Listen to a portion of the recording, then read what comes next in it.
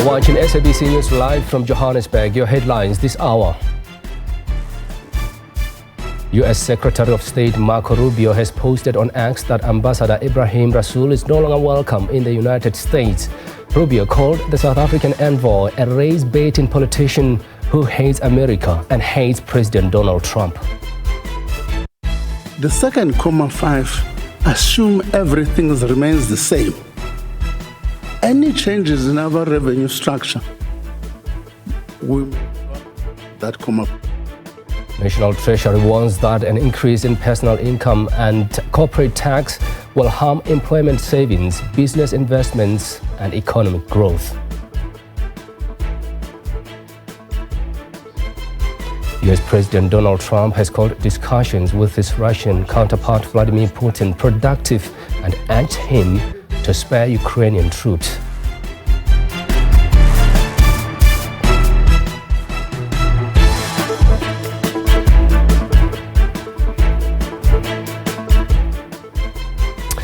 You're watching the Weekend Review here on the SABC News channel. A very good afternoon to you. Thank you for joining us. For the next 2 hours, we'll be reviewing some of the biggest stories of the week. My name is Marike Tlamatlabe, and as always, it's wonderful to have you with us.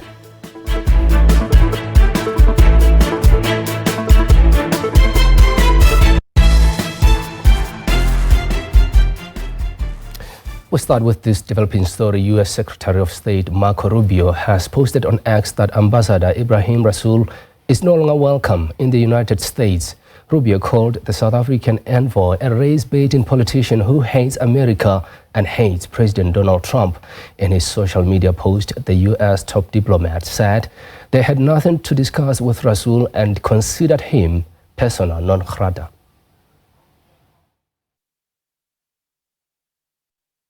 Marco Rubio, the U.S. Secretary of State, his latest takedown directed at South Africa and linked his post to a Breitbart news article. Breitbart is a conservative news website in the United States, quoting Rasool as having suggested that President Donald Trump was leading a global white supremacist movement while addressing a policy seminar at the Mapungubwe Institute for Strategic Reflection in Johannesburg.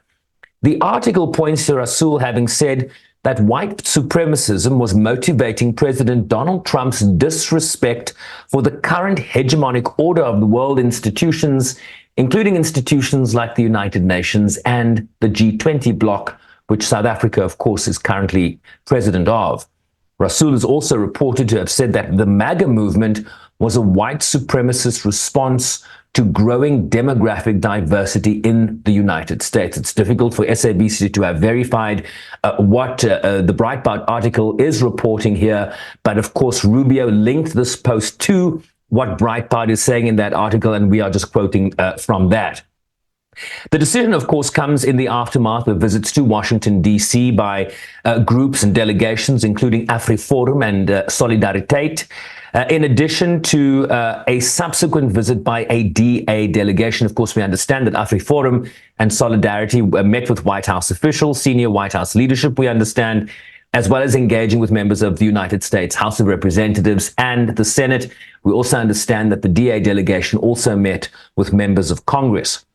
What we also know is that Rasool has, of course, been unable to meet with senior government officials here in the United States, but he has continued his deliberations with members of Congress, with members of civil society here in the United States, at times, we believe, to correct what have been misrepresentations in terms of South Africa's land expropriation without compensations, quote unquote, the Land Expropriation Act. And the South African government, of course, has been unable to get senior meetings with White House officials and senior leadership of the United States State Department, which Marco Rubio leads. It's also worth noting that there has been a constant stream of negative positions and attacks leveled at South Africa on social media by the likes of Elon Musk, who, of course, has the ear of the Trump administration. He's a close confidant of President Donald Trump. including Musk's recent posts that the reason he was unable to operate his Starlink satellite service in South Africa was because he wasn't black. Of course, a brazen misrepresentation of the facts around foreign ownership of businesses in South Africa. In a statement on X subsequent to all of this, the spokesperson in the Department of International Relations and Cooperation, Crispin Piri, has since noted the tweet by Rubio and indicated that they would be engaging further through diplomatic channels. Efforts by us to reach out directly to Ibrahim Rasool, we've tried to reach out to him by telephone, have for now gone unanswered. Sherman Bryce-Pease, SABC News, New York. And let's go further into that story. Joining us on the line is our international news editor, Sophie Mukwena. A very good afternoon to you, Sophie. What do we know so far? What is the latest development? Well, there's information that we still have to verify that the American administration has given Ambassador Rasool 72 hours to leave the U.S. Normally, when you are declared a persona non grata by the country where you are, you have to leave immediately. But we are told that it looks like he was given 72 hours to leave the U.S. We haven't been able to get hold of Ambassador Rasool to confirm this information, and also we haven't gotten confirmation from the International Relations Department or the presidency, but fortunately our team will be speaking to the Minister of International Relations, Minister Ronald Lamola, before lunchtime to get a sense of Pretoria's position on what has transpired and a way forward. That would include the whereabouts of Ambassador Rasool, whether he's traveling back or he's going to travel back today or Monday, because when you are declared persona non grata, you have to leave that country immediately. The next flight out of that country, perhaps traveling to your country, you have to get into that flight. Sometimes if you are being declared persona non grata before arriving in the country, you don't even get out of the airport. You just go back with the same flight. So it's an immediate action. So we don't know what's the situation right now, but I'm confident that Minister Lamola will clarify all the questions. And you're right, Sophia, and I think we're looking forward to that clarification. But let's just talk for now about diplomatic implications here. What potential repercussions could this statement have on U.S.-South Africa relations, particularly in areas like trade, security cooperation, or multilateral engagement? Well, it is very problematic in a sense that you don't have anyone now in the United States of America, a senior diplomat who can engage with the U.S. administration. We know the president had indicated that he wants to send an envoy supported by other people, almost like a delegation, to the U.S. to engage the U.S. administration, different departments, including opinion makers, academics, those in the Senate and also in the Congress. Therefore, the ambassador is supposed to be involved in arranging meetings and communicating between Pretoria and Washington. Now it becomes a problem. Who will communicate such engagements and requests for meetings? And therefore, that delegation or that mission to the U.S., the president will have to come up with a different strategy around this, because now you don't have a senior diplomat in that country. The other problem you have, even here in South Africa, you know that the ambassador of the U.S. in South Africa left office early. You don't have the most senior diplomat in South Africa representing the U.S. where you can make arrangements even here at the embassy or at the consul general. And therefore, the communication channels are getting complicated. The best thing that you can do now is the Minister of International Relations will have to directly communicate with the Secretary of State office to try and secure, even if it can be a telephone discussion with the U.S. Secretary of State. And perhaps the U.S. Secretary of State can escalate and prepare a meeting, even if it's a telephone discussion between President Ramaphosa and President Trump. So it's a very complicated matter as we speak. And let's talk about briefly underlying issues here, Sophie. I mean, could this be linked to broader tensions such as South Africa's stance on issues like the Israel-Palestine conflict, its BRICS affiliations, or its approach to the Russian-Ukraine war? What are you reading on the ground? This action now of the expulsion of our ambassador from the U.S., it has to do with a talk or a summit that he delivered a paper through virtual means in terms of South Africa's foreign policy as it relates to the U.S. And I think the Americans were not happy about the content of his speech or his input to that summit. They've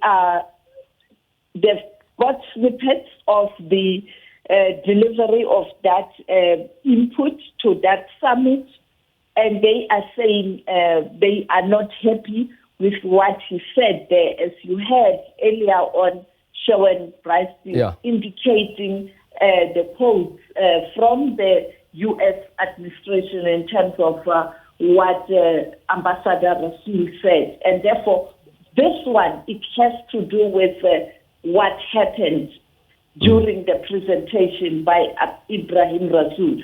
But we know that the relationship is quite tense based on the allegations made by AfriForum, including Solidarity, when they were in the U.S. And now it looks like our President Trump's advisor or a person who's helping him in the U.S., Elon Musk, also adding to information and unverified allegations in terms of South Africa's internal policy to redress the imbalance of the past. And it's being perceived as sidelining and marginalizing or persecuting the minorities. In this case, allegations that it's aimed at persecuting the Afrikaner community. Sophie Mokoena there. Thanks so much indeed. A story that will keep watching closely and trust the SABC News to keep you abreast with the development around that story. Thanks so much indeed. SABC News International Editor Sophie Mokoena there. Do stay with us. We'll continue after this short break.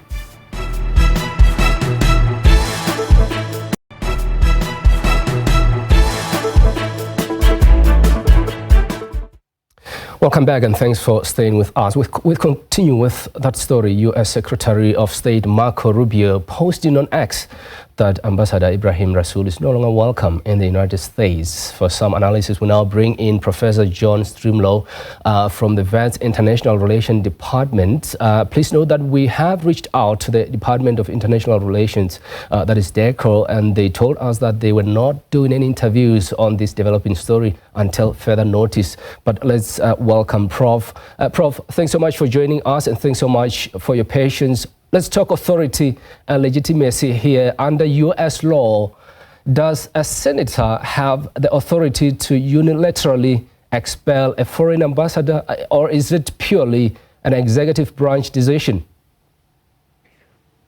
Well, it's an executive branch decision, and it looks like it's been made, but I'm one of the few people on the broadcast who is actually knows Ambassador Ephraim Rasool, and I hold him in the highest regard, and I don't recognize him on Elon Musk's X posting by Marco Rubio. And I think that Marco Rubio, who is a former senator from Florida and is fluent in Spanish and is oriented toward Latin America, is deferring to the Trump administration's close advisors, who are themselves creatures of the apartheid regime here, even though they were young men when they were they ascended to their wealth as Peter Thiel and David Sachs and Elon Musk, and even the editor of Breitbart News that you were quoting earlier, Joel Pollack, is rumored to be the preference of Donald Trump for coming to South Africa. Now, Ephraim Rasool is a reasonable, clear-headed, thinking South African who celebrates the diversity, and I speak from getting to know him when he visited the Carter Center and spoke to the diversity of South Africa in a very receptive audience at the Carter Center. And I've since seen him when we've run into each other in Johannesburg, and it's been inspiring every time. So that I just think that the mischaracterization is symptomatic of the kind of ethnic nationalism, white ethnic nationalism, that pervades the Trump administration and is exacerbated by the so-called PayPal mafia that Rebecca Davis and others have written about. Yeah, Prof. I mean, interesting take there. But are there historical context or examples, rather, of U.S. lawmakers publicly demanding the expulsion of foreign diplomats? How were such situations resolved, and what were the diplomatic consequences? Well, this is uncharted waters in international relations. There has never been, and I pray never will be again, a regime like Donald Trump's. He is trying to flood the zone and get the liberals and polarize. He called Joe Biden, his predecessor, in a public address to the U.S. bipartisan Congress that he regarded Joe Biden as the worst president in American history. So, you know, this is not a guy who tries to bring the country together, as does the South African Constitution, united in its diversity. The diversity, equity, and inclusion precept that seems to irritate both Donald Trump and his close advisors who come from apartheid South Africa drives them crazy, because they want to have white male Christians in charge of America and in charge of any tribal country that is practicing spheres of influence. This is right back into the 19th century, for heaven's sakes. So that you can't characterize the Donald Trump administration as typical. And I think that the European Union's coming down here to South Africa just a few days ago and presenting a grant of 94 billion rand for climate change and for vaccine development is an implicit rejection of the Donald Trump presidency.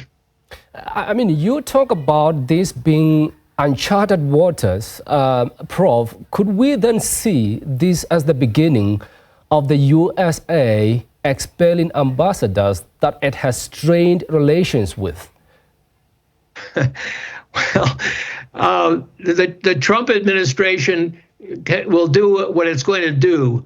South Africa and the rest of the G20, for example, will do what they're going to do. Now, we are still in an international order of sovereign states where you recognize the diversity of those sovereign states and you try to work together to form positive sum games. And that's what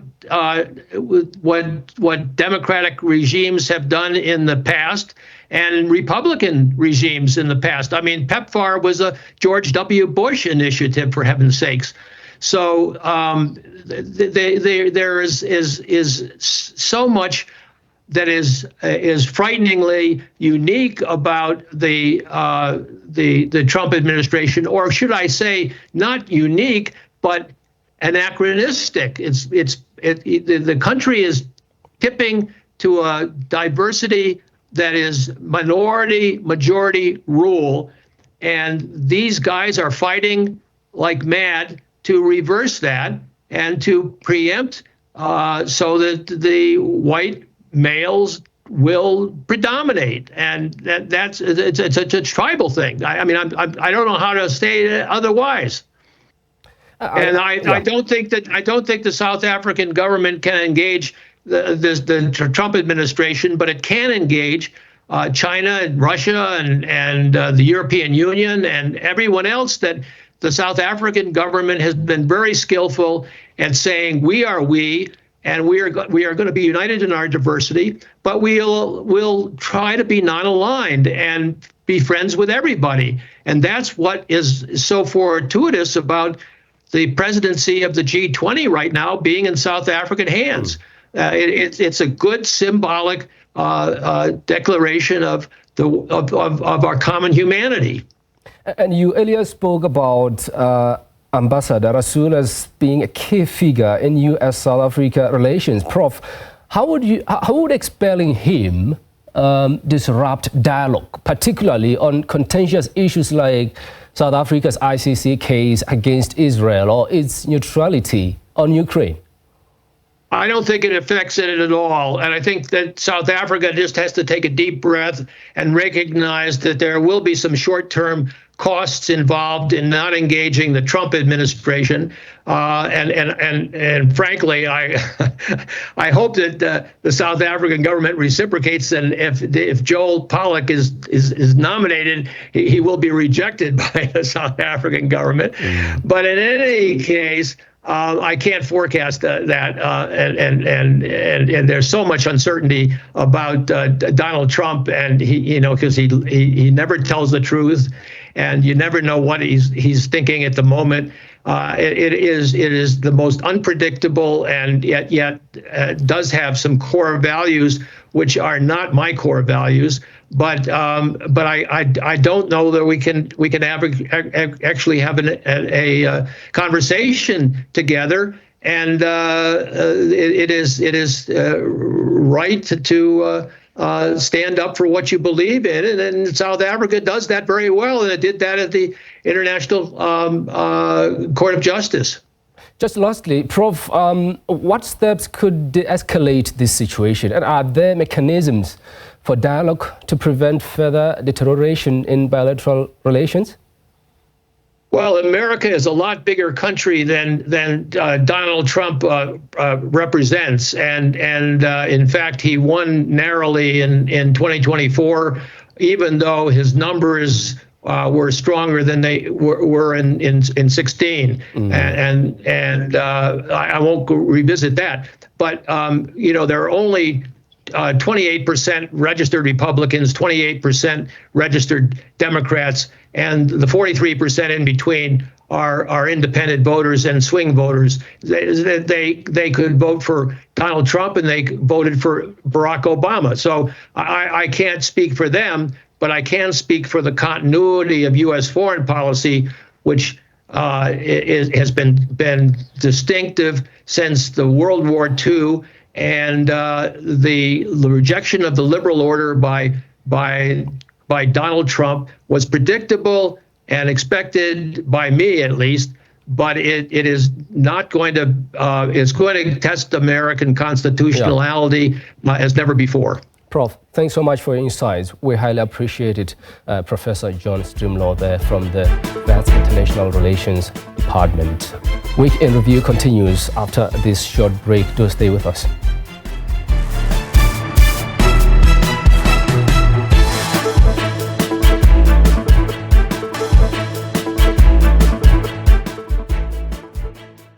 Means more expenses, so everything is going to increase. School fees is going to increase. A lot of people are going to find it hard to make ends meet.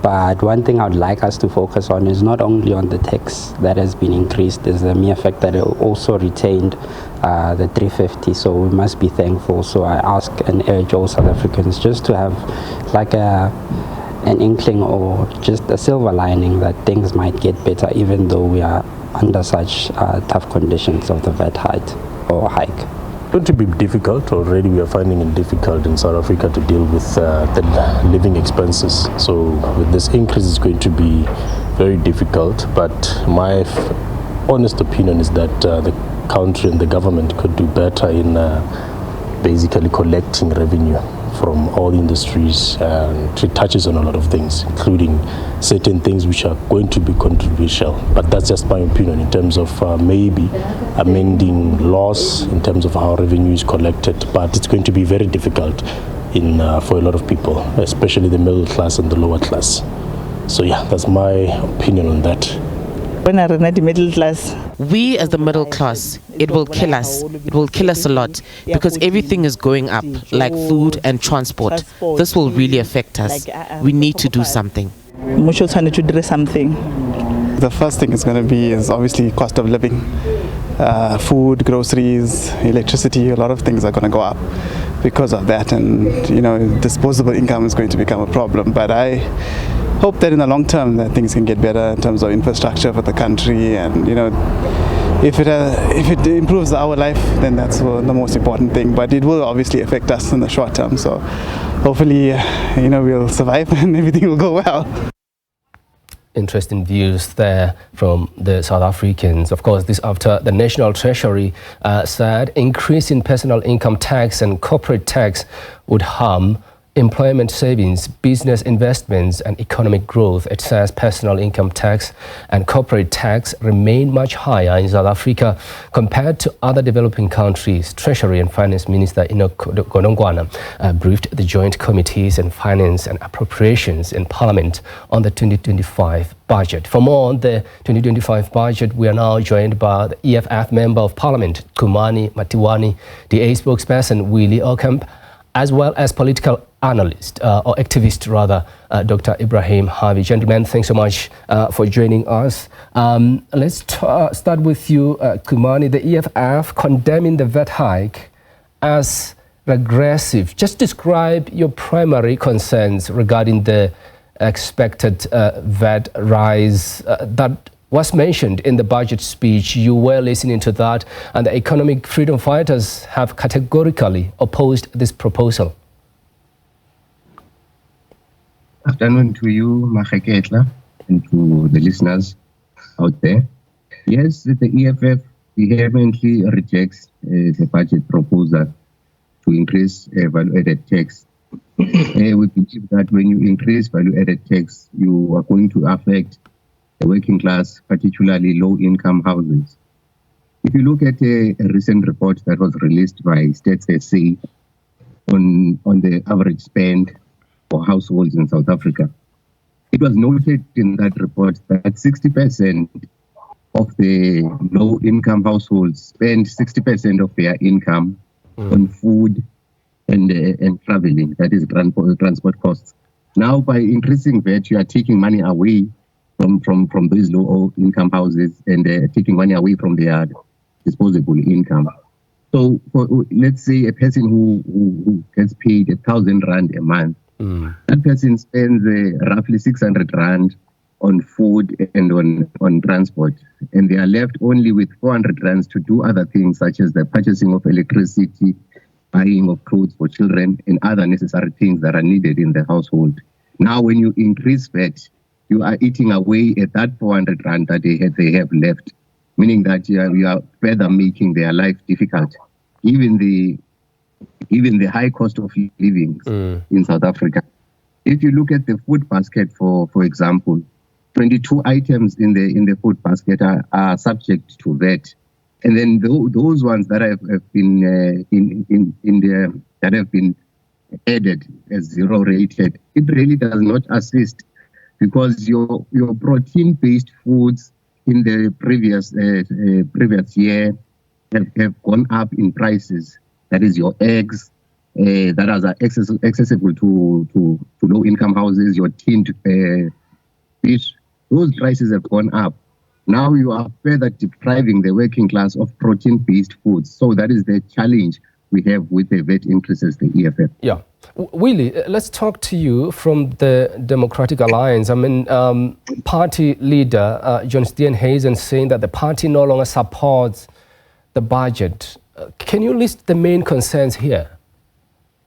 Thank you for having me. The Democratic Alliance made it very clear from day one that we will only support a budget that is pro-economical growth, pro-job creation, and pro-cutting of cost. In South Africa, we do not have an income problem. We've got an expenditure problem, and we've seen that over many years. The Zondo Commission showed us how much money has gone to waste and has been stolen and gone away due to corruption in this country. We need to spend money wisely, spend it at the right projects and in the right departments, and make sure that we cut costs that was totally ineffective. That on the one hand. Then last week we heard the Commissioner of SARS, Edward Kieswetter said that if we can increase SARS's capability, and he said that he need about 3 billion rand for that, which have been given, and we are very glad for that, that SARS will be able to increase their capacity from 63% to 67%. Yeah.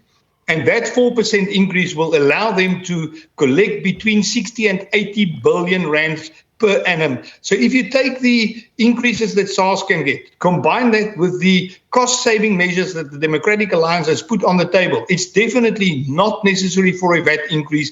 We've got to turn towards a pro-economical growth budget and not hamper the poorest of the poor, especially with VAT. We must remember that income tax is worked on the income that you receive. But there's a lot of people out there that does not receive an income or an income high enough so that they pay taxes. Yeah. But they buy stuff. And when you buy stuff, you pay tax on that. So that is an expenditure tax which everybody, even the poorest of the poor, must pay. And that is not fair to them. All right, interesting. Let me bring in Dr. Harvey here. I mean, do you believe that we're not becoming self-sufficient as a nation, given that over 308 billion has been set aside for debt servicing? Yeah, no, that is a very serious problem, but we need to address the reasons why. It's important that you pose the question, why is the VAT increase so popularly rejected? I'm strongly opposed to it. You know this, you've got to understand that this VAT increase, to the contrary, what we should have had was an expansion of basic foods, staple foods that the working class especially depends on. That should have been extended. Instead, they've gone at the time of the worst cost of living crisis in the entire history of South Africa, not only post the apartheid. We have the worst cost of living. There are more people going to bed hungry, 10, 11 million, children included. I mean, hunger, poverty, malnutrition across the length and breadth of this country. So instead of, you know what they should have did? I said it to radio yesterday, and they don't want to go there. They don't want to touch corporate taxes. Corporate taxes has been substantially reduced in post-apartheid South Africa.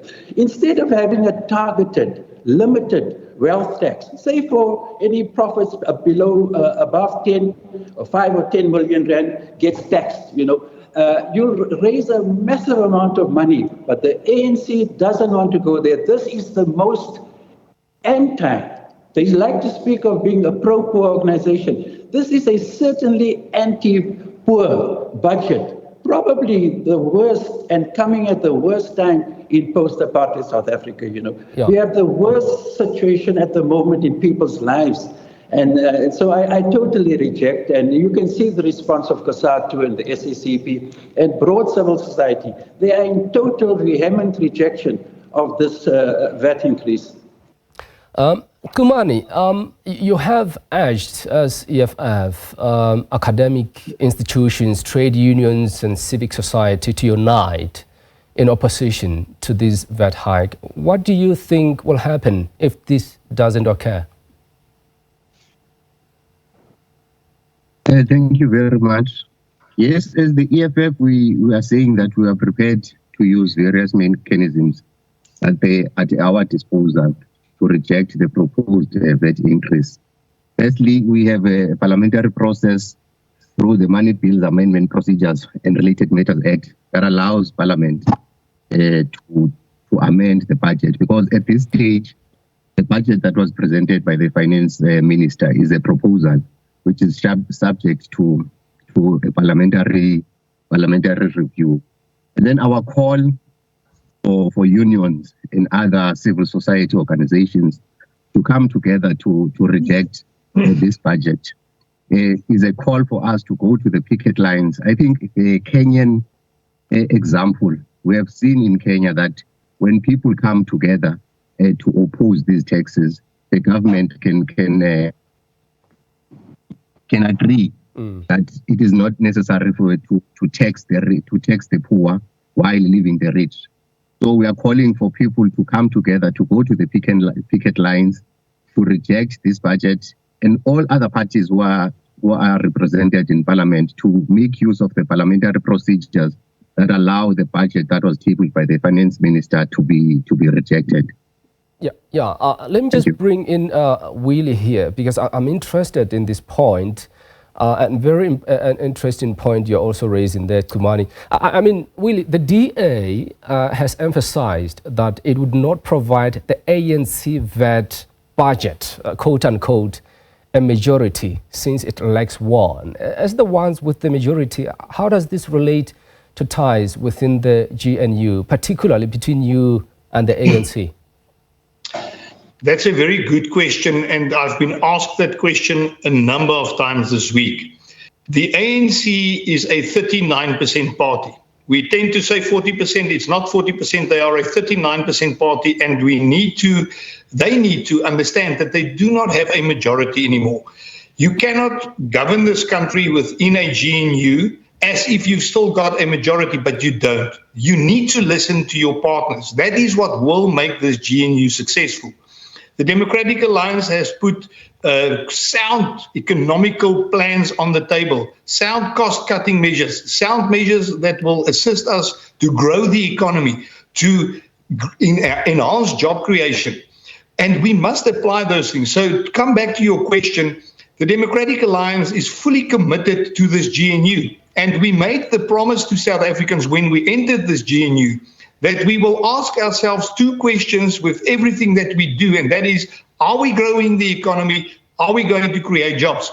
And that is what we are putting on the table. It is now up to the ANC to start to realize that they have to listen to their partners. Without the DA, they cannot get to 50% to pass this budget. It's just not possible for them. The other smaller parties within the GNU, combined with the ANC's vote, does not bring them to 50%. So we are really desperately trying and seeking the ANC to look into the policies that we've put up there. We have seen over 30 years how the ANC's previous budget policies crippled this country's economy. The ANC must come and explain to the people of South Africa how unemployment grew with 50% under their leadership. It is not a job creation budget. We must put money, and we are glad that there's quite a lot of money that's going to go to infrastructure development.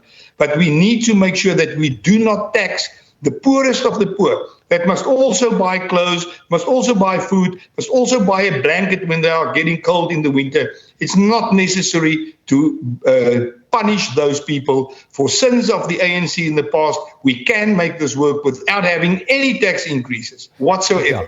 Dr. Harvey, let me bring you into this. I mean, the minister demanded practical strategies and upskilling programs to incorporate young people into industries like agriculture and transportation. How can we best use this to provide South Africans a sustainable future? Yeah, look, let me try to put this matter in perspective, The earlier question and this one now especially.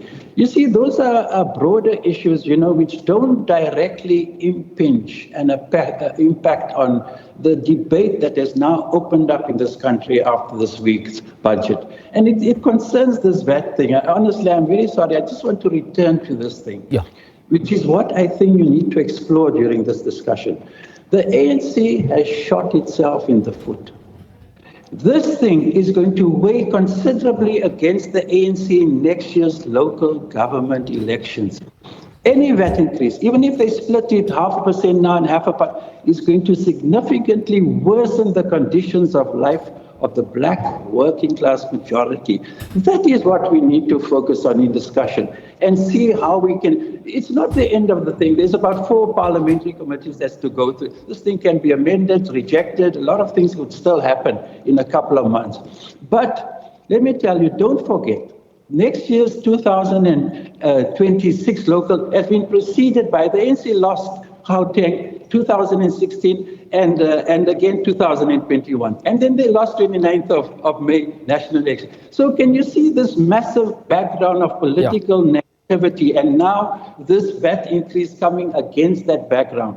And I can tell you really, you're going to have a spin-off also. You're going to have various goods services being increased because of this VAT increase. And it's the consequences for the majority of people in this country that I think this discussion should be centered around.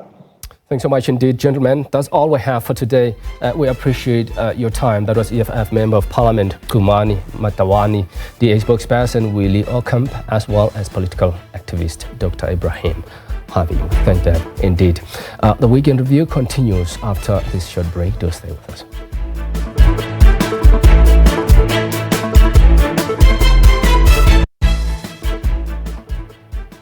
Now, as we continue to celebrate International Women's Month, we are shining the spotlight on women who are breaking barriers and pushing boundaries. Today, we are joined by an extraordinary woman, who is making waves in the drone industry, drone pilot and head of customer success at Rocket DNA. Unathi Mali is a mother of 2 from East London and is taking the world by storm. Our producer, Sandile Tlangani, spent a day with Unathi at her workplace in Sandton, and he has put together a fascinating insight that showcases her remarkable work. Unathi is joining us in studio today to share more about her journey. But first, let's take a look at this insight.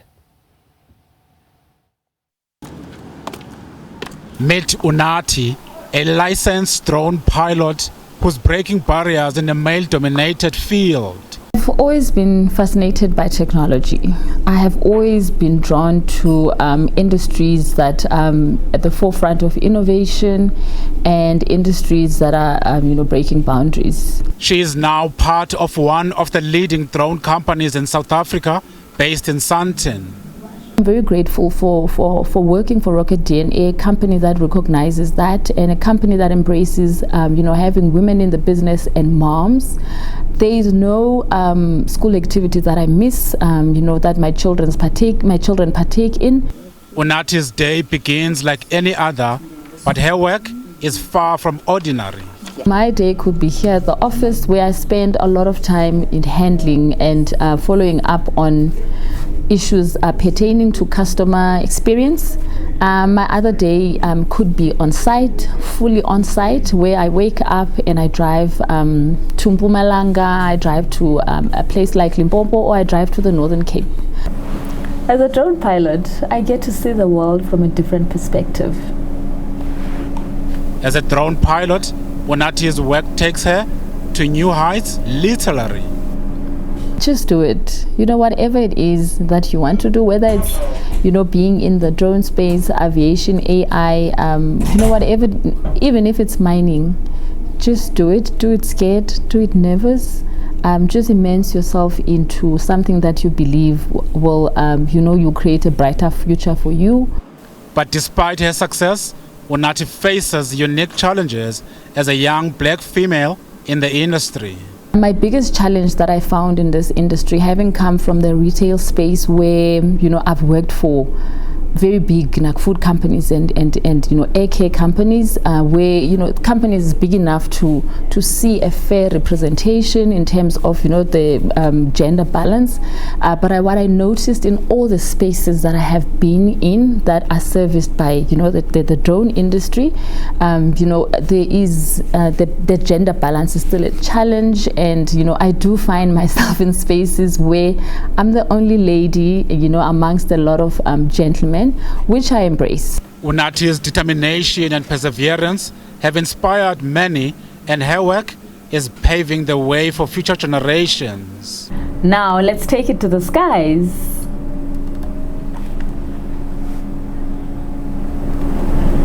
With precision and skill, Unathi navigates the drone through the air, capturing stunning footage.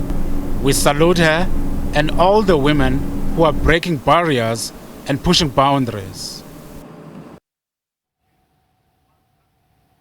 And why not? Why not salute her and many other women breaking those boundaries? Unathi is in studio. Thanks so much for joining us. Just talk to us about yourself, your background as well. Thanks for having me, Mache. My background is quite interesting and very colorful. I have a background in marketing. I've worked for a lot of marketing companies or in the food industry, in the retail space.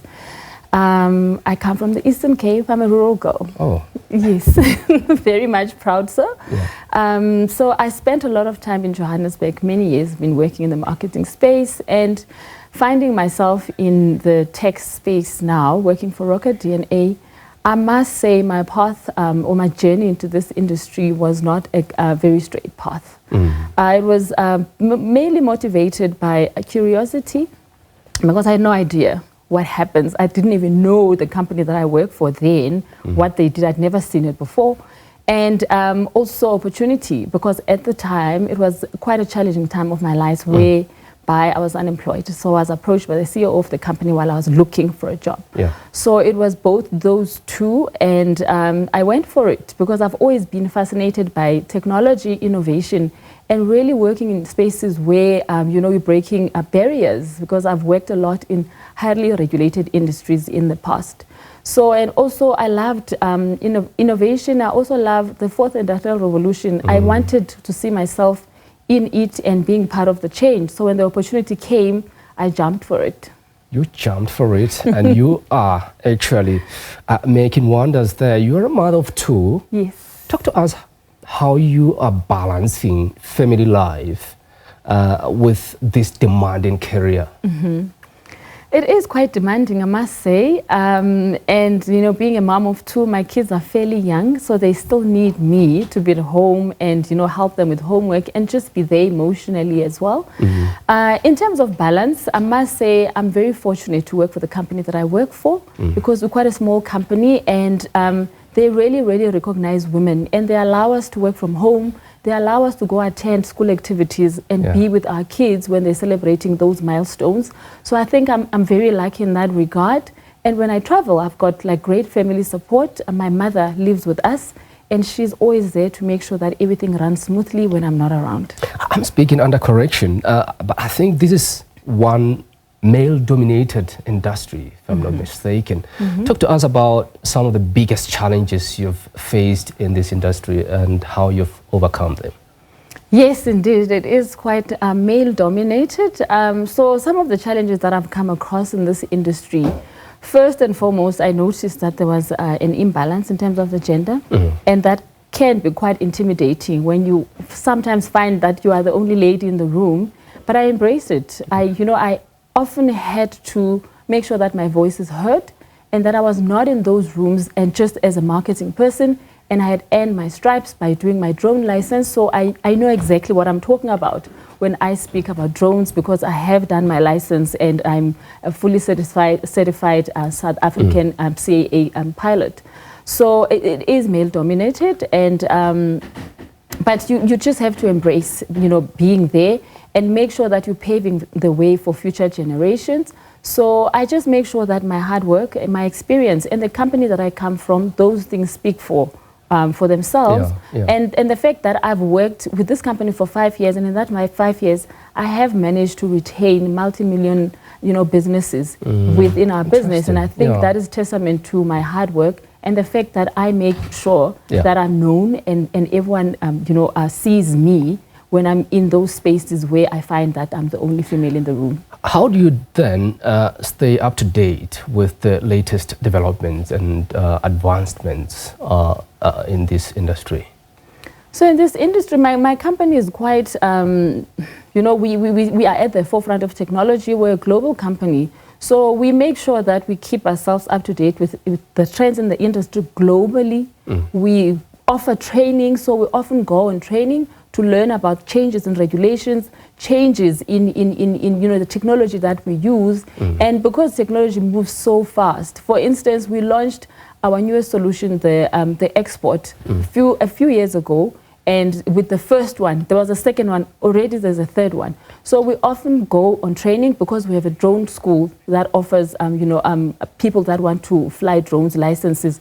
So that allows us that opportunity to ensure that we are always at the forefront. We know what the changes are. We know what's coming and what's new. And obviously, as a digital, in the digital space, we spend a lot of time on the internet, learning, playing videos on YouTube and ensuring that we see what's happening out there and what's coming and what's happening in other countries. I'm glad you said you're a rural girl. Your advice to those young girls who would like to really be in your shoes and pursue this kind of career in the near future?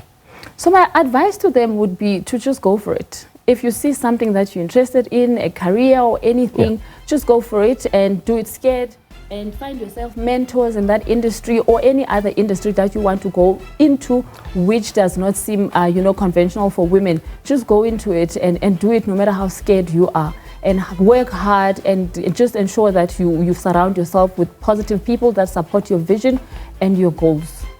Unati, thanks so much. Keep breaking those barriers and pushing boundaries. We appreciate your time and all the best in this industry. We appreciate it indeed. Thank you. Thank you so much, Mache. That was drone pilot and head of customer success at Rocket DNA, Unati Mali.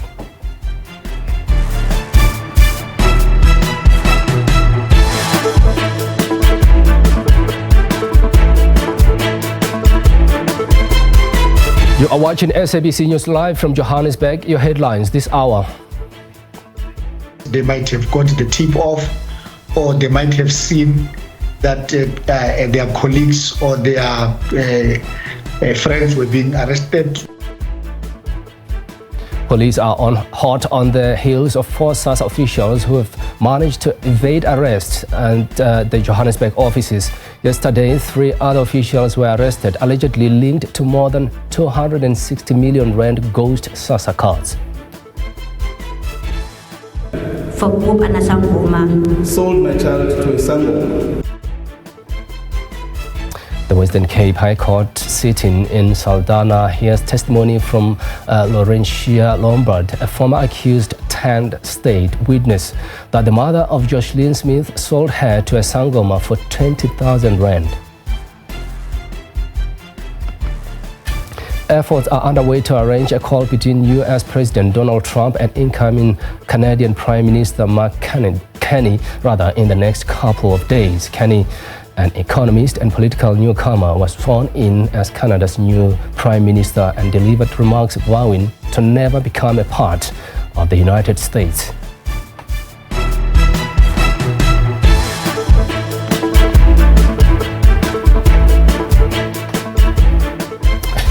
Still watching Weekend in Review here on the SABC News Channel, live from our studios here in Johannesburg.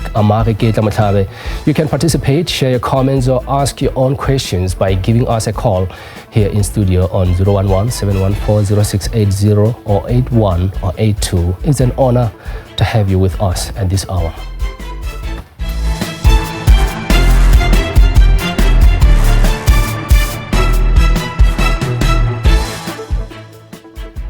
Several South African political parties have weighed in on U.S. Secretary of State Marco Rubio's remarks that South Africa's ambassador to the U.S. is no longer welcome in the country. The Democratic Alliance views the escalating tensions between the United States of America and South Africa as deeply unfortunate. We call on the presidency to expedite the Government of National Unity's formal delegation to Washington, D.C. to negotiate a pathway towards the stabilization of diplomatic relations with one of South Africa's largest and most important trade and investment partners.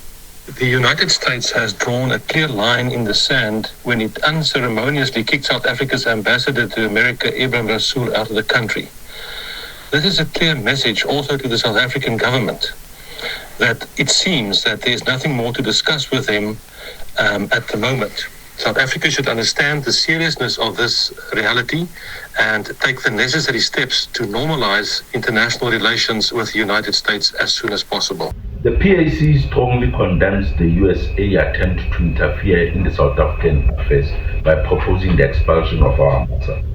This is an attack on our sovereignty and an attempt to dictate our policies. South Africa is not a puppet of the USA. We have the right to govern our country without foreign interference. Transformation is non-negotiable in our country. The land was stolen from African people through colonial apartheid, and its return is a must. We must not be intimidated by abandoning justice. Furthermore, South Africa must resist all forms of diplomatic coercion and defend its right to engage with global partners on its own terms. No amount of pressure, whether economic, diplomatic or otherwise, should deter our government from prioritizing the interests of its people. The PAC calls on South African government to remain resolute. The SACP says it has vowed rather to keep its status as a registered political party and to contest future elections in line with the resolutions of its previous conferences. This follows the Independent Electoral Commission's earlier notice to deregister the party along with 191 other parties that remain inactive. The parties have until the 24th of March to make submissions to the Commission detailing why they should not be deregistered. The IEC says they did not fulfill their obligations by failing to indicate their continued existence. SACP spokesperson Dr. Alex Mashilu says they have made the IEC aware of the party's continued existence. The SACP made the submission a few days after receiving a notice from the IEC regarding its status as a registered political party. The submission by the SACP is in line with the resolutions of the party from its 15th National Congress held in July 2022, its augmented Central Committee plenary held in March and April 2023, and its 5th Special National Congress held in December 2024 to stand for elections in order to address the crisis of working class representation that has developed in our country in the absence of a reconfigured alliance.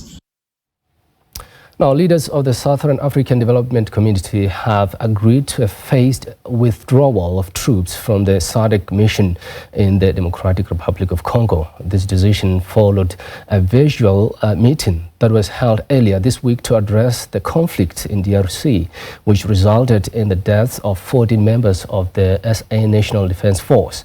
At least 19 soldiers from South Africa, Malawi and Tanzania were killed when the M23 rebels captured the region's biggest city, Goma, in January. For more now, we bring in Helmut Romer-Heitmann, defense analyst, and Jake Silius from Institute for Security Studies. Gentlemen, thanks so much for joining us. Let me start with Mr. Heitmann. Were our troops properly equipped, in your view, to be deployed? Did they have the necessary training, manpower, as well as military hardware or equipment? Just your views on that. Okay, well, to start with, the force was laughably too small. The notion the SABC had that 5,000 SADC troops could do what 15,000 Moscow troops couldn't do in 20 years was at best silly. In terms of training, I'm pretty sure they were as well trained as they needed to be. Our troops have done well in pretty much every external operation. I don't see why this would be different. There'll obviously be some who are not as good as others, but generally, yes. Equipment, the one real gap was a mortar locating radar, and the other gap was proper counter UAV stuff, counter drone equipment. M23 started using guided mortar bombs and also armed drones. The cardinal problems with A, the force was too small, B, it had no air support at all. And air support would have been difficult if it had been based at Goma, because, I mean, Goma Airport is right next door to Rwanda's border, easy to dominate. So there was a bit of a problem there. But the troop quality, I'm pretty sure, is good enough. Certainly the base wasn't overrun. The gaps were primarily no air support, no counter mortar stuff, no radar based to counter mortars, no counter drone equipment. And ideally, I think they should have had a little bit of a mechanized component just to give them a mobile combat power within the Goma environment, the Goma area. And that they didn't have. But having said all that, that smaller force penned up in a base in the middle of the built-up area, they really didn't have a chance to do anything. I'm glad you've raised that, but let me just bring in Mr. J.K. Silius in this conversation. I mean, Mr. Silius, why would they have decided to terminate the mission from what you have been assessing on the ground? Well, there is no... Helmut made the point that the force was too small, inappropriately equipped and supported. So, and the second issue is that there's no, in a sense, peace to keep. If several thousand troops from the UN mission could not stabilize eastern DRC, there is literally no chance of a small SADC force trying to do this. So there have been various efforts to try and bring about some type of peace agreement, particularly between, of course, Rwanda and the DRC. That has not worked. Rwanda continues to support the M23, and M23 is growing in strength. And the SADC forces are essentially held hostage in that part of the world. So I think it's a no-brainer. The concept was, I think, wrongly. The whole concept of operations is just inappropriate. And I think really South Africa at the moment also does not really have the means to support these kind of missions. So I think it's better that we withdraw and that let's see if the negotiations that are now going to start within Angola between President Tshisekedi and the M23, if that will go somewhere. Let me just bring in Mr. Heitmann here, because you're raising a very important point. And I would like to hear Mr. Heitmann's thoughts on this. I mean, for a proper deployment to win a war or accomplish a mission, obviously in this case, peacekeeping mission, what do you need? Okay, well, to start with, as Yaki just said, it wasn't peacekeeping. There was no peace to keep. A peacekeeping mission assumes that both sides have decided that the war isn't worth continuing with, and they don't quite trust each other. So you put a lightly armed force in the middle to make sure everybody behaves while they negotiate. This is a different ballgame. M23 certainly hadn't agreed to peace, nor had Rwanda, nor, for that matter, the Allied Democratic Forces, Red Tabara, the Burundi government chasing them, the Allied Democratic Forces that want to attack Uganda. So there's a whole bunch of people there, none of whom had agreed to a peace. So there was no peace to keep. We're talking at very best a peace enforcement, if not actually a simple warfighting mission. And for that, in the Eastern Congo, as a bare minimum, you would need a full division with lots of air support for reconnaissance, for mobility, and combat air support. And even then, I mean, MONUSCO came close to having a full division, although they never had enough air support. So you need a lot of troops.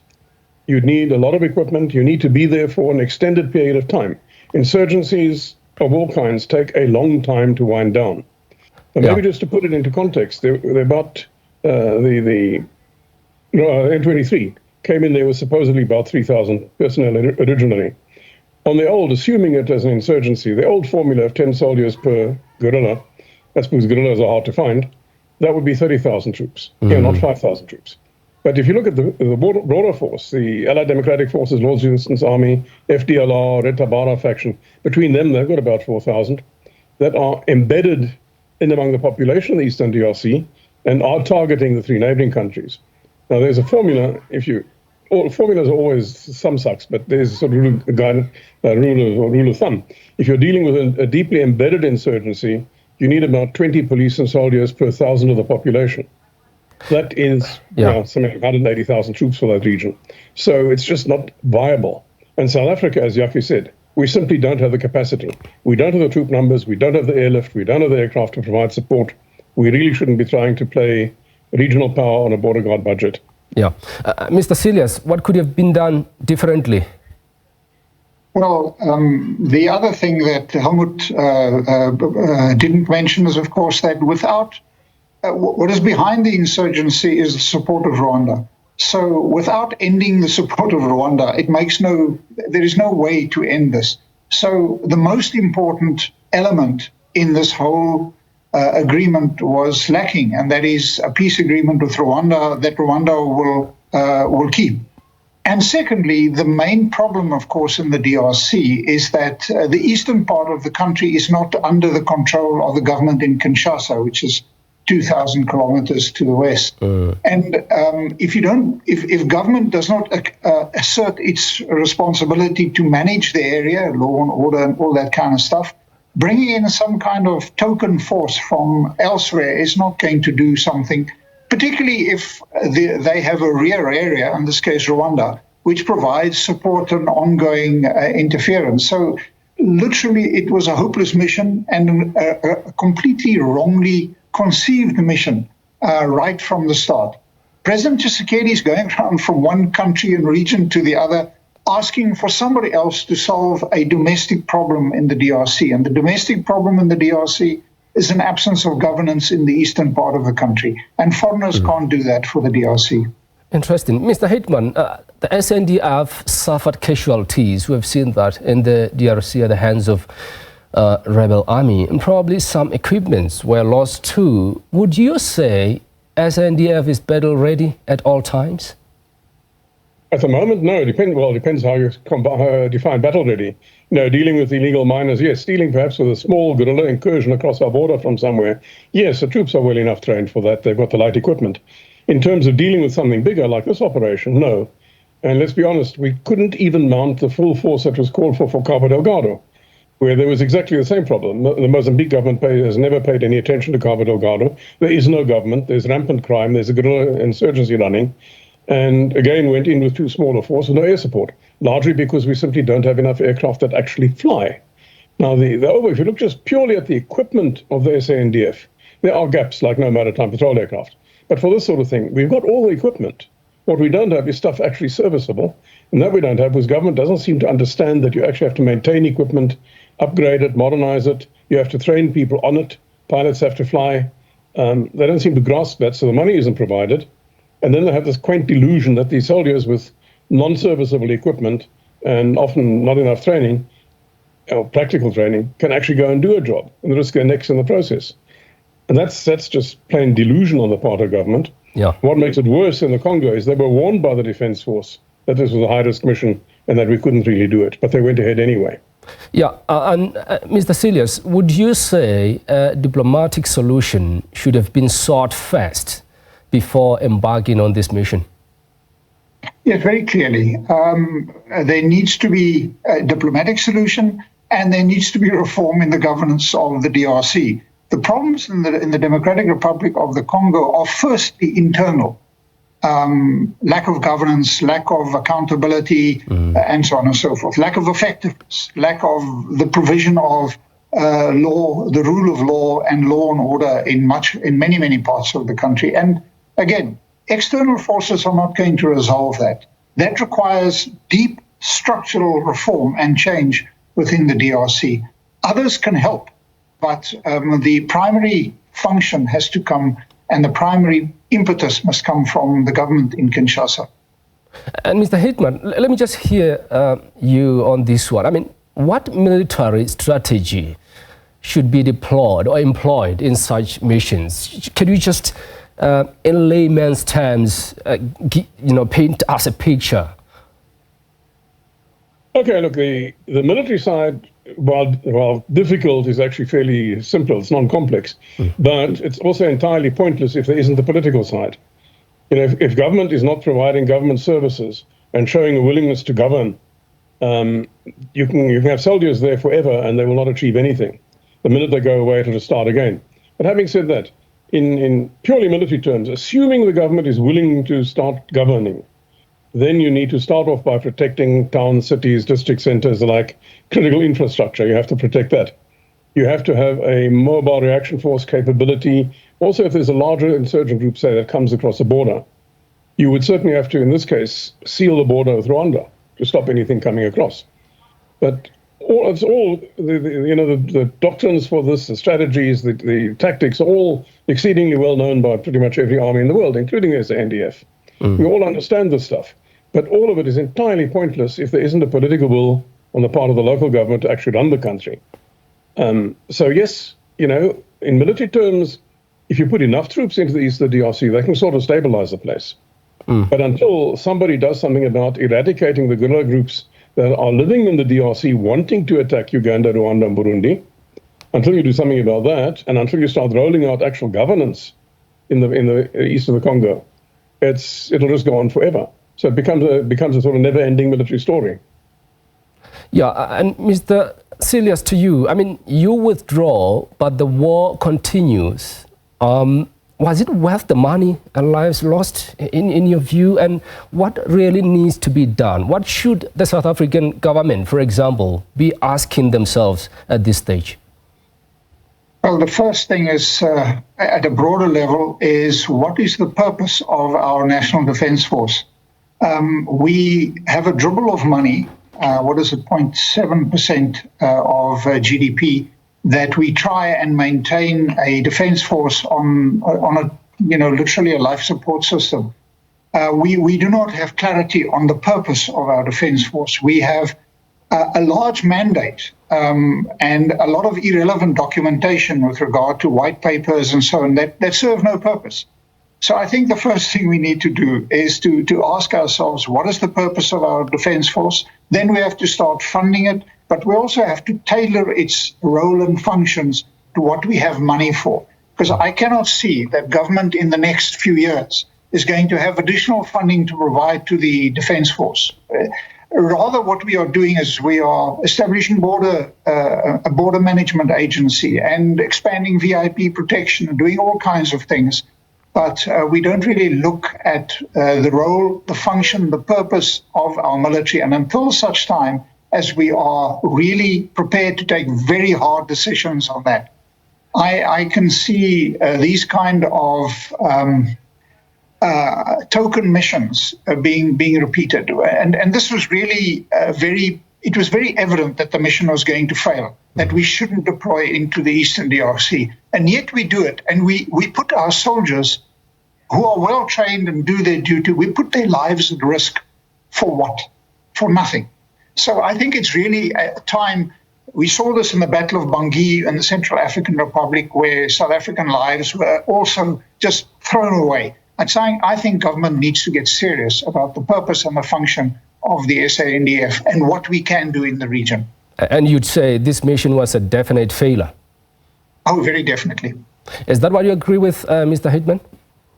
Pretty much so. I mean, the force went in there supposedly to neutralize M23, instead of which they were neutralized by M23.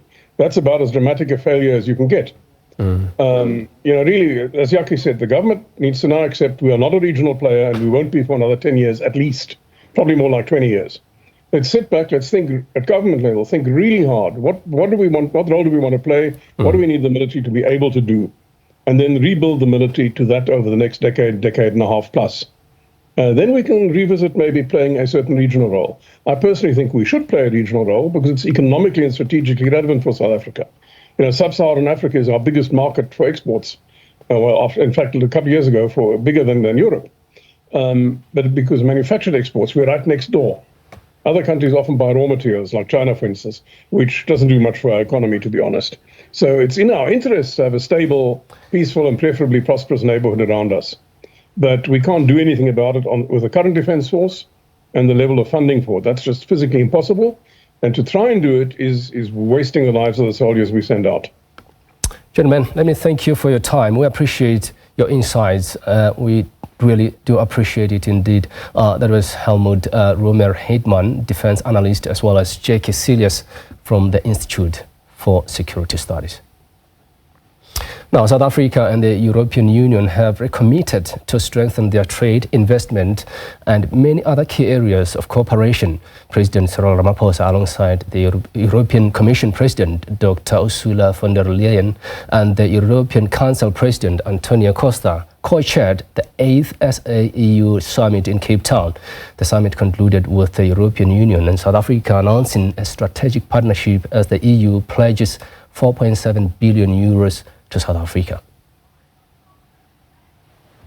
To open this new chapter in our relations, Europe can contribute with, as you mentioned, the 4.7 billion euro investment package. We call it Global Gateway. As you said, it is around about 94 billion rand. And with this package, we want to work together on 3 key initiatives. A groundbreaking announcement as EU seeks to boost its investment in South Africa. We are also investing in connectivity. We're investing in transport corridors like the north-south Lubumbashi to Durban route to upgrade railway and port infrastructure, so important for connectivity.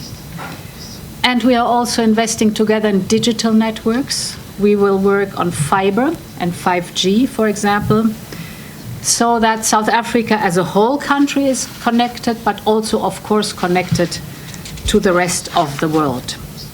Finally, on health, indeed, we both learned bitter lessons during COVID-19. And therefore, we support your pharmaceutical industry with 700 million euro because it means vaccines and medication produced in South Africa. These meetings are important for advancing the African agenda and the EU's Global Gateway strategy, which supports the digitization as well as the infrastructure development across the African continent. The world has changed significantly since our last meeting. We have faced global pandemic and devastating conflicts, including Russia's war of aggression against Ukraine, the crisis in the Middle East, and dramatic conflicts in the African continent. This comes as the globe is concerned about the trade war. We don't like tariffs because we think that tariffs are taxes and they are bad for business and they are bad for consumers. We've always said that we will at the same time defend our interest. We've said it and we've shown it, but at the same time I also want to emphasize that we are open for negotiations.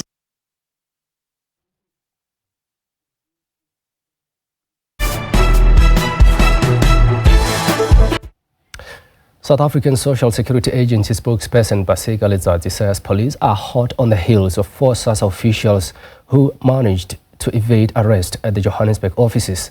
This follows the arrest of 3 Sassa officials who allegedly linked to more than 260 million rand from beneficiaries through ghost Sassa cards. Letsatsi says the 4 officials, including a senior manager, might have received a tip-off about the impending arrest and managed to evade the police. We know for the fact that 3 were arrested. However, there are 4 individuals as well, which are known that the South African Police Services is looking for. I think basically we don't know what happened. They might have got the tip off, or they might have seen that their colleagues or their friends were being arrested, which they commit a crime together, and they decided to run away. But unfortunately, you can't run away from the law.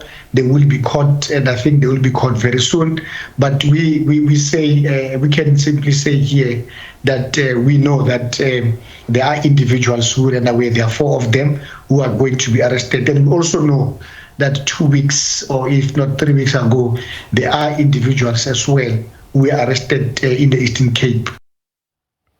To this now, the mother of Jocelyn Smith allegedly sold her to a Sangoma for 20,000 rand.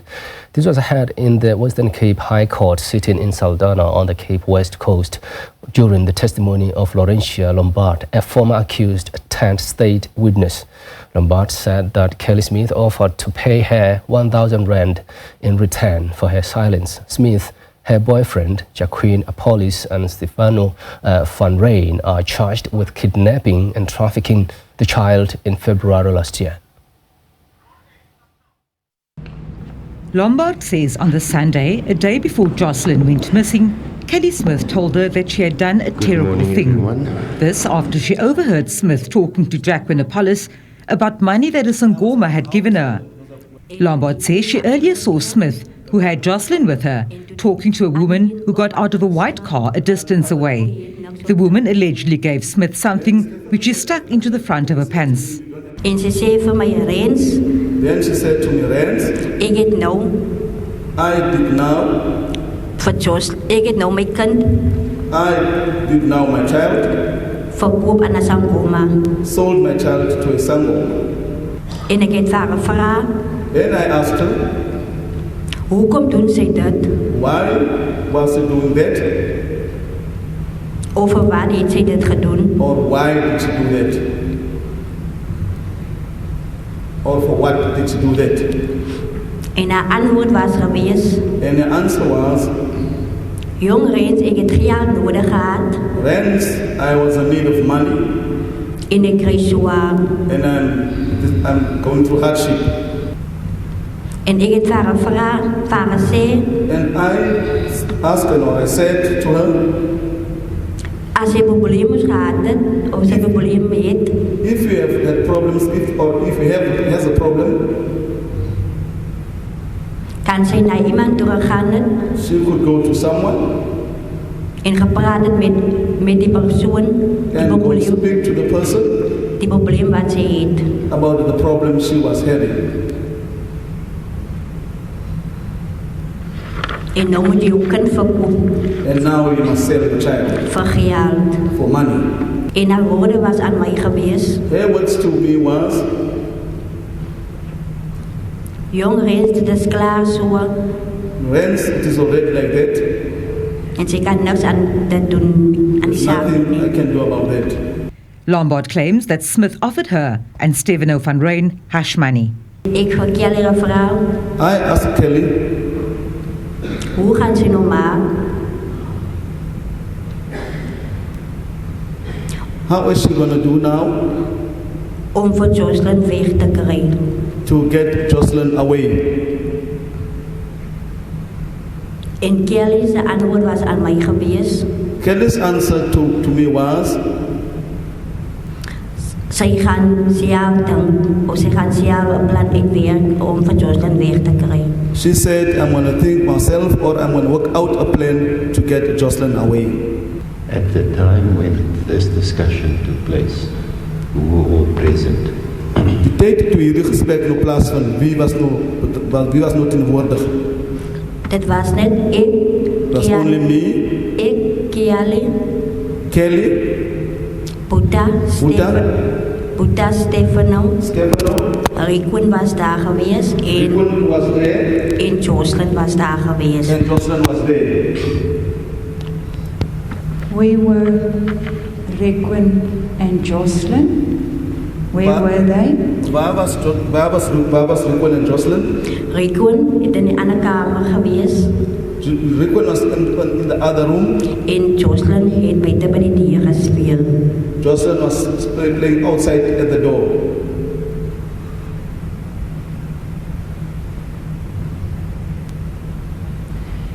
I just want to understand about this money and what Kelly said, how much she was going to give you, was there further talk about the money there? And why would she give you and Stefano the money? En wanneer weet toe jullie door gepraat het oor hoeveel u sou kry? As daar verder gesprek in verband met uw geld en hoekom sou u so sê vir u en Stefano geld gee? Dat is correct, my lord. De reden is... The reason was... Ik en Stefano... Myself and Stefano... Die tijd wat Kelly zei, ze gaan voor mij R1.000 geven en van Stefano is R200. The time when Kelly said she was going to give me 1,000 and 1,200 to Stefano... Onze de aanbod aanvaard. We accepted this offer. In dat ons monnen moet houden. Then we must keep quiet. And that we must keep quiet. In dat ons van niemand moet zeggen. And we mustn't tell anyone. Oor dat wat gebeurt, oor die beplanning wat ons beplanning. About what we're planning. Lombard testified that on the morning of the 19th of February, before Smith left for work, she told the police that he must keep Jocelyn ready at 2 o'clock because the people would fetch her at that time. She said she also saw Smith packing some of Jocelyn's clothes into a black cooler bag. Later, she watched how Smith came from work, fetched Jocelyn, and walked with her to the same white car she had spoken about earlier. The mother and child allegedly got into the back of the car and drove off. She says this was the last time, up until this day, that she had seen the child. Maak die vrou die deur oop en Kelly en Jocelyn. Then the woman opened the door, then Kelly and Jocelyn klim in die kar in, sy vat die koelbag saam. Got into the vehicle, she took the cooler bag with. Where did they get into the car? Waar in die voertuig het hulle geklim? Agter. At the back.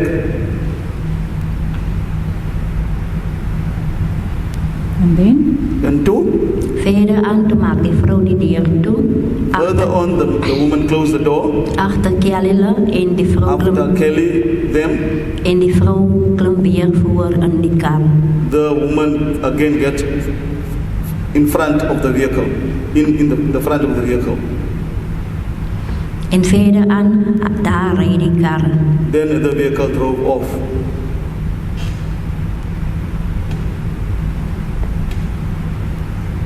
Maar ik kan niet specifiek zeggen op wat spot of op wat plek die persoon in hulle gereed op met die kar nie. I can't say so up to which spot, up to where they drove with the vehicle, my lord.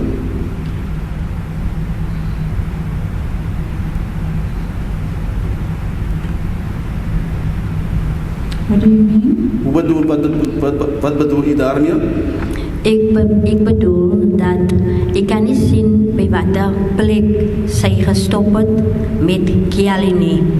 I'm trying to say that, my lord, I couldn't see as to where she stopped with Kelly.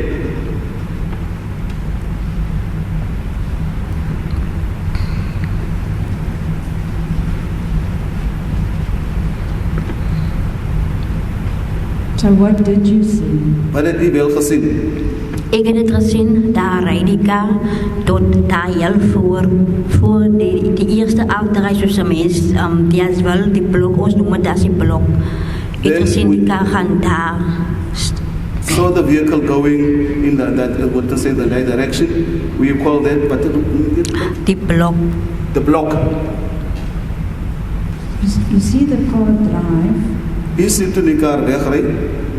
Towards the direction of the first turn into Diasville. And then? Tot bij de eerste ingang in Diasville en toe?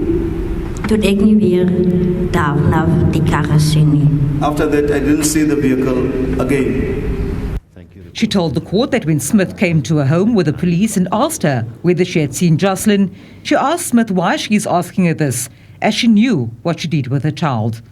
Lombard is expected to continue testifying on Monday. Vanessa Puna, SABC News, Cape Town.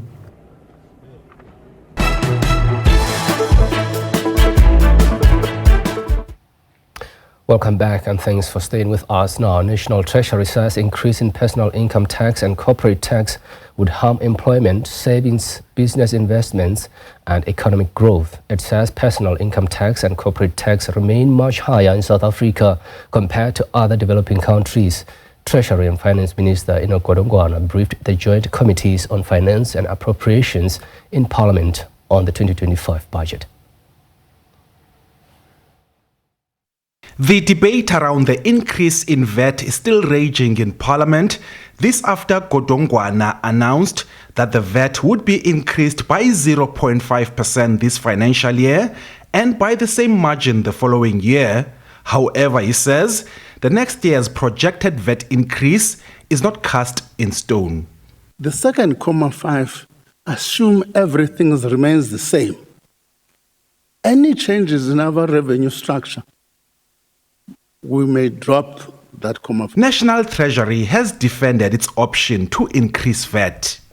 We were concerned that increasing personal income tax or corporate income tax would be more negative for employment, savings, investment and growth than a value-added tax increase. While CIT is imposed on businesses, it is ultimately paid by the people who work there, as well as the shareholders and consumers. And we already have a very high contribution of CIT towards tax revenue.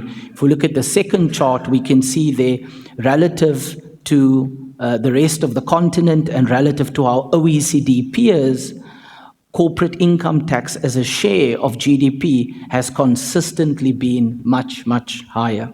The Finance Minister has also denied that he ignored budget proposals from the DA. He says the proposals for spending reviews in government can only derive results in the medium to long term.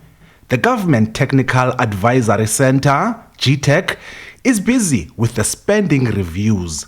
GTEC has done 240 spending reviews. Let me just give you a complicated one. It says on the rental stock, we are paying 45% than the market price. I trust Macpherson. But if you had to give Macpherson to implement that today, just to unravel one rental, it's going to cut action, so and so. It's going to take time to deal with this spending reviews. It's not going to be a 3-month period. Another debate is tightening tax collection amongst the rich and wealthy. The one big measure we did was a global minimum tax that we included in the budget last year. That is actually still anticipated to raise 8 billion from multinationals in 26-27. It's not in this current budget table because we announced it last year, but that is a large increase that the corporates are expected to pay from the following fiscal year. What we then took as an initial stab for wealthy, and we started collecting data of all individuals who on registers own more than 50 million of assets. That was our first stab. That revealed to us that there were about 2,800 individuals who would fit that category. And we then also discovered that amongst those individuals, 460 billion of assets are registered as local assets, and about another 150 billion assets are offshore assets, and we know that because of the automatic exchange of information that we get from over 100 countries, and that the tax on their income is about 7 billion rand. Kisweta says they will spend 2 billion rand on the tax recovery program and another 500 million on modernizing SARS systems to include artificial intelligence and risk detection. Ulilani Philip, SABC News, Parliament. Now, moving further afield, McKenny, an economist and political newcomer, has been sworn in as Canada's new Prime Minister and delivered remarks vowing to never become a part of the United States. He took office just days after being elected leader of the governing Liberal Party and amid an ongoing trade war with U.S. President Donald Trump. I, Mark Carney. Former central banker Mark Carney was sworn in as Prime Minister of Canada on Friday amid threats of U.S. tariffs that could devastate the economy.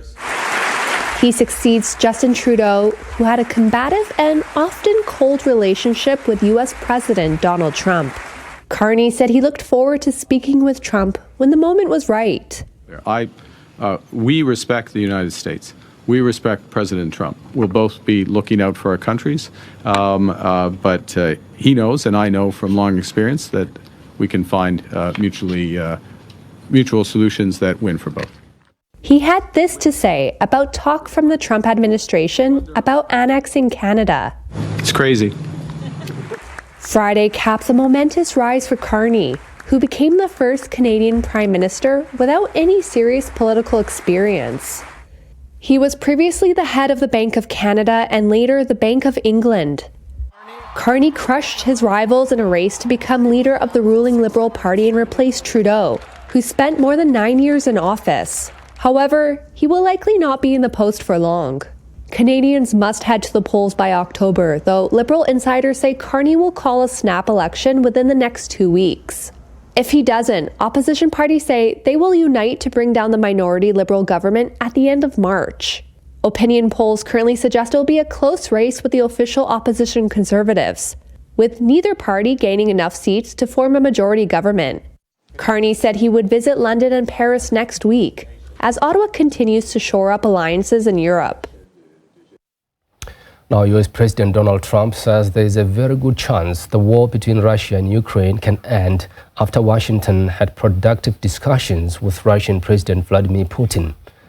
He added that he had requested that Putin spare the lives of completely surrounded Ukrainian troops, apparently referring to Ukrainian forces being pushed back out of the Kursk region, their only foothold on Russian territory. Trump posted on social media after his envoy, Steve Witkoff, held a lengthy meeting with Putin in Moscow that Trump described as very good and productive. Putin said on Friday that Russia will guarantee the safety of Ukrainian troops in the Kursk region if they surrender.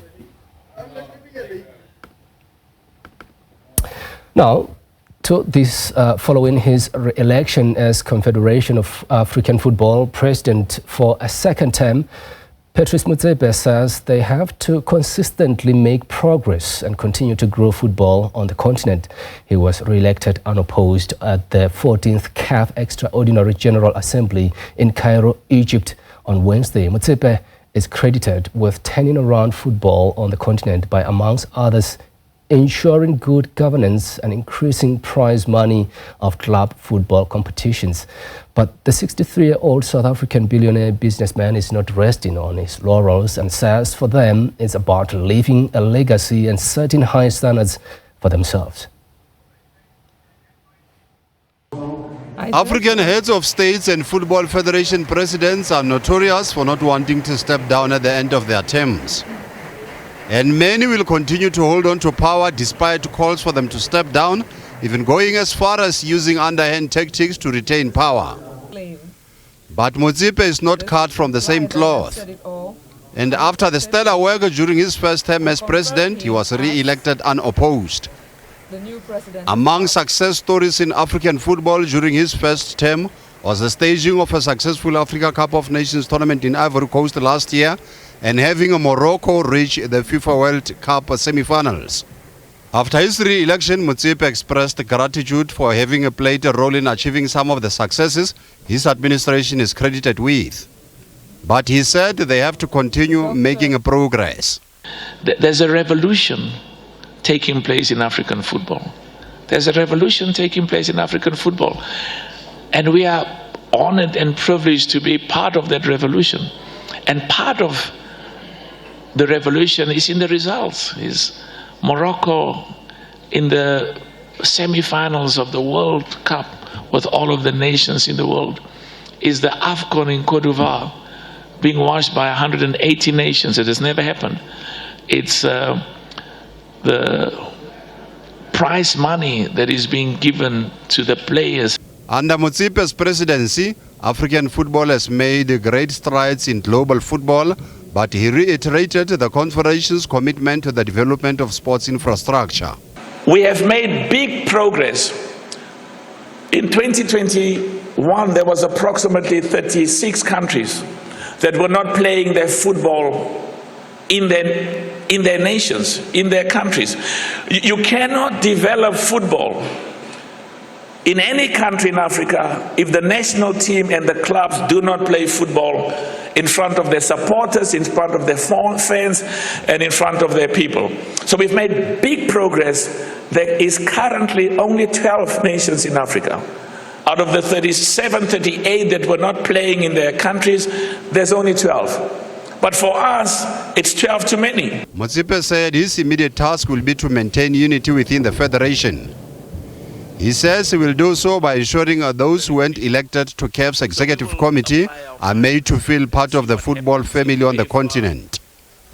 Cameroonian football legend Samuel Eto'o is among those who will serve in CAF's executive committee for the next 4 years. Pesinga, SABC News. And for more on that story, we now bring in SABC senior journalist Velile Mbuli. Velile, thanks so much for coming through. Good to see you. You were in that room. How was the mood like? What was the atmosphere like when he was announced? I think with Dr. Patrice Motsepe, I mean, it's been given that from the time that the nominations closed on the 12th of November last year, that he's coming back. And also the fact that outright 5 of the 6 zonal unions at CAF had been forthright in terms of calling for him to stand again for re-election, that they want him back. But if you want me to describe the room, maybe it was more tense for the other elections, particularly the FIFA Council elections. What does that say about him being re-elected unopposed? What does it say about Motsepe's stature in African football from your point of view? I think it's got more to do with how he's turned around the institution. You will recall that when he assumed this position back in 2021, CAF was in the red on many fronts. There was a TV blackout, their financial coffers were depleted, they owed Lagadia about $50 million US. During this period of his first 4-year term, he's had to reverse all of those things. We are now able to watch Bafana Bafana playing, and also all the other 53 national teams in Africa playing on linear television.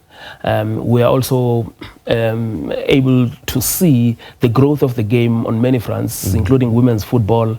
You can even talk about the sponsors also coming back to the game. So his renewed investor confidence at CAF. And I think this is what a lot of football lovers are asking. Why was he elected unopposed? Were there no other candidates? Very interesting. In fact, there was a story that the North Africans were trying to push Abu Rida, who has now since been also re-elected also in the FIFA Council for the 4th time at age 70. Remember, they went as far as moving a motion in the last General Assembly before this past week's one.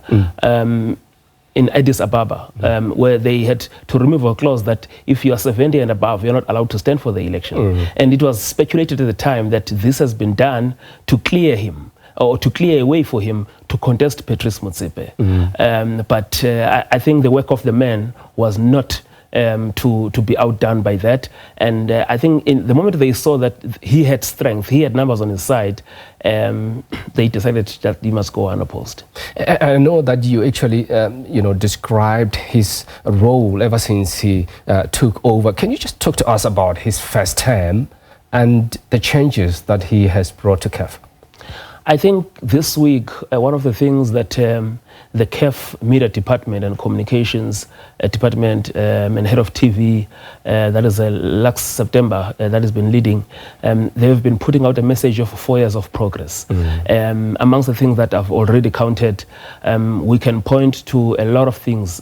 If you see now how he's respected, also by other confederations around the world, UEFA, for instance, CONMEBOL in South America, CONCACAF in North America, they were also present in Addis Ababa, something that we have not seen in the past in that General Assembly. And also, if you can look at the last AFCON in Cote d'Ivoire, just the numbers, scary numbers in terms of views. I think they were counting over close to 2 billion views on the digital front, on TV, both on pay TV and also on linear TV, just in terms of the global interest on the AFCON. Interesting. Velile, I mean, he succeeded Ahmad Ahmad, who was embroiled in allegations of corruption and financial misappropriation.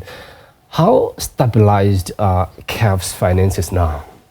I think they are very good. If you checked even the latest ones from the General Assembly in Addis Ababa, I think they are even foreseeing having more profits even in the next one. I mean, we're talking about an organization during this period that has had to pay $50 million US, obviously in two tranches, $25 million US each. So that tells you, if he had not found this debt, how much more in terms of the profit CAF would have presented. And also, I think one of the main things here, if you're talking about Ahmad and the difference between him, is that he's not a puppet of North Africa like Ahmad was, especially to Morocco. Velile, thanks so much for your time. We appreciate it indeed. This one story that we'll keep watching closely going forward. My colleague, the SABC News senior sports journalist, Velile Mbuli. And that's how we wrap up today's edition of The Week in Review. Thanks so much for joining us. SA Today is up next at the top of the hour. And of course, from myself, Margaret Amatlabe, as well as the rest of the Week in Review team. See you tomorrow at 12 p.m. on The Week Ahead. Thanks so much for watching. Take care.